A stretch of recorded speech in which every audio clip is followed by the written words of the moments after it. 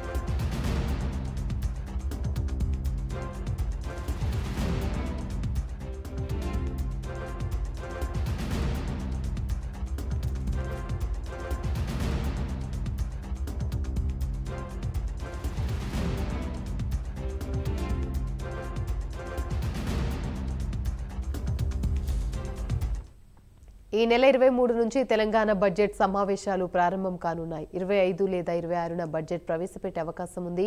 10 రోజుల పాటు తెలంగాణ అసెంబ్లీ సమావేశాలు జరగనున్నాయి. రైతు భరోసా, ఆర్&ఆర్ చట్టం రద్దు, తెలంగాణ లోగో మార్పు, తెలంగాణ తల్లి విగ్రహం ఏర్పాటుతో పాటు పలు బిల్లులపై అసెంబ్లీలో చర్చించనున్నారు. ఇదే అంశానికి సంబంధించి మరిన్ని వివరాలు మా ప్రతినిధి చందు లైవ్ ద్వారా అందిస్తారు. చందు, చెప్పండి.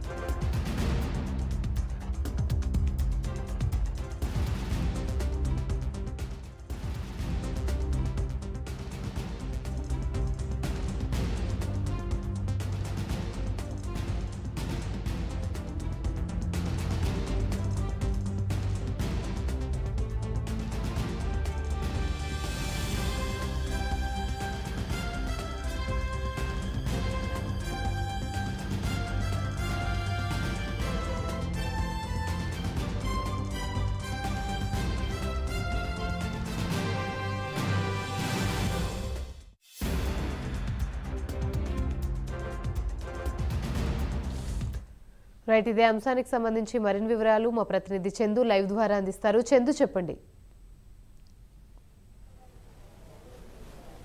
యామిని, ఈ నెల 23వ తారీఖు నుంచి తెలంగాణ అసెంబ్లీ బడ్జెట్ సమావేశాలు ప్రారంభం కాబోతున్నాయి. 23 ఉదయం 11 గంటలకు శాసనసభ సమావేశాలు ప్రారంభమవుతాయి. 24వ తారీఖు ఉదయం 10 గంటలకు శాసన మండలి సమావేశాలు ప్రారంభమవుతాయి. ముఖ్యంగా 23వ తారీఖు దివంగత కంటోన్మెంట్ ఎమ్మెల్యే లాస్యాన్ అనితకు కూడా నివాళులు అర్పిస్తారు. అదో సభ వాయిదా పడుతుంది. మళ్ళీ 24వ తారీఖు సభ ప్రారంభమవుతుంది.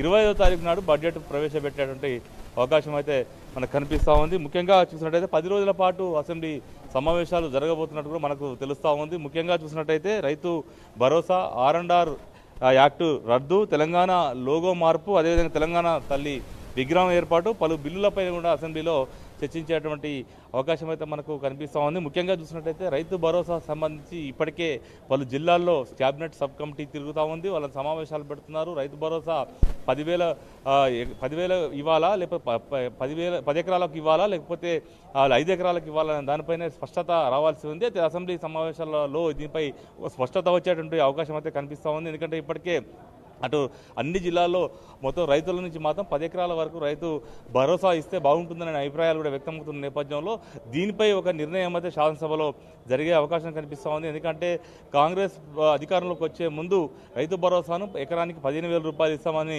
చెప్పింది. ఇప్పటివరకు అది అమలైతే కాలేదు. ఈ నేపథ్యంలోనే ఖచ్చితంగా శాసనసభలో అటు విపక్షాల నుంచి పెద్ద ఎత్తున విమర్శలు వచ్చేటువంటి అవకాశం అయితే మనకు కనిపిస్తూ ఉంది. ఈ నేపథ్యంలో రైతు భరోసాపై ఒక నిర్ణయం అయితే తీసుకునే అవకాశం అవకాశం అయితే మనకు స్పష్టంగా కనిపిస్తుంది. ఇక మరోవైపు చూసినట్టయితే తెలంగాణ లోగో మార్పు అంశానికి ఈ ప్రభుత్వం అయితే శ్రీకారం చుట్టింది. ముఖ్యంగా తెలంగాణ లోగోను మార్చాలనుకుంటుంది. అయితే దీనిపై ఇప్పటికే పెద్ద ఎత్తున వ్యతిరేకత అయితే కనిపిస్తూ ఉంది. ముఖ్యంగా విపక్షాలన్నీ కూడా చాలా తీవ్రంగా వ్యతిరేకిస్తున్న నేపథ్యంలో దీనిపైన ఈ అసెంబ్లీ సమావేశాల్లో చర్చ వాడివేడిగా సాగే అవకాశం మనకు కనిపిస్తోంది. ఇక మరోవైపు తెలంగాణ తల్లి విగ్రహం కూడా ఏర్పాటు చేయాలని కూడా ప్రభుత్వం భావిస్తోంది.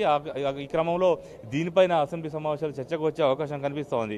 ఇక మరోవైపు చూస్తున్నట్టయితే ఇప్పటికే ఏదైతే ఈ రైతు రుణమాఫీ సంబంధించి ప్రభుత్వం నిర్ణయం తీసుకొని ఈ రోజు నుంచే రైతు రుణమాఫీని అమలు చేయబోతుంది పకడ్బందీగా. ఈ నేపథ్యంలో అసెంబ్లీ సమావేశాల్లో ఈ రైతు రుణమాఫీకి సంబంధించిన అంశంపైన కూడా చర్చ జరిగే అవకాశం కనిపిస్తోంది. ఎందుకంటే ఒకవైపు ప్రభుత్వం రేషన్ కార్డు నిబంధన లేదని చెప్తున్నప్పటికీ కూడా విపక్షాలు మాత్రం దాన్ని నమ్మడం లేదు. ఖచ్చితంగా రైతు రుణమాఫీ సంబంధించి మొత్తం రైతులందరికీ కూడా రుణమాఫీ చేయాలని కూడా అటు బీఆర్ఎస్ పార్టీ డిమాండ్ చేస్తున్న నేపథ్యంలో దీనిపైన కూడా వడివేడి చర్చ జరిగే అవకాశం అయితే మనకు కనిపిస్తోంది. దీంతో పాటు ముఖ్యంగా నిరుద్యోగుల అంశం ఈసారి అసెంబ్లీ సమావేశంలో హాట్ టాపిక్ కాబోతుంది. ఎందుకంటే ఇప్పటికే డిఎస్సి వాయిదా వేయాలి, అదేవిధంగా గ్రూప్ 2, గ్రూప్ 3 పోస్టులు పెంచాలి, గ్రూప్ 1 సంబంధించి 1:100 నిష్పత్తిలోనే అభ్యర్థులు ఎంపిక చేయాలంటూ కూడా ఇప్పటికే పెద్ద ఎత్తున నిరుద్యోగుల నుంచి డిమాండ్ వస్తుంది. ఈ డిమాండ్కు బీఆర్ఎస్ పార్టీతో పాటు బీజేపీ పార్టీలు కూడా మద్దతు తెలుపుతున్న నేపథ్యంలో ఖచ్చితంగా ఈసారి అసెంబ్లీ సమావేశాల్లో ప్రధాన ఎజెండాగా విపక్షాలు నిరుద్యోగుల అంశాన్ని ఎత్తుకునే అవకాశం కనిపిస్తూ ఉంది.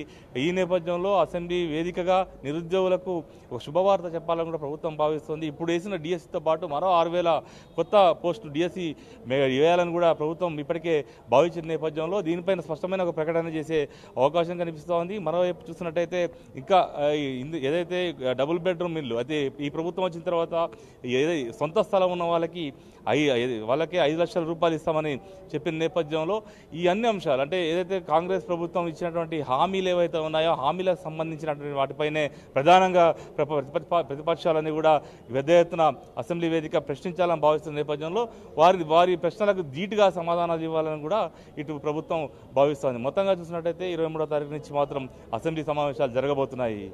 యామ్ని. Right, thank you.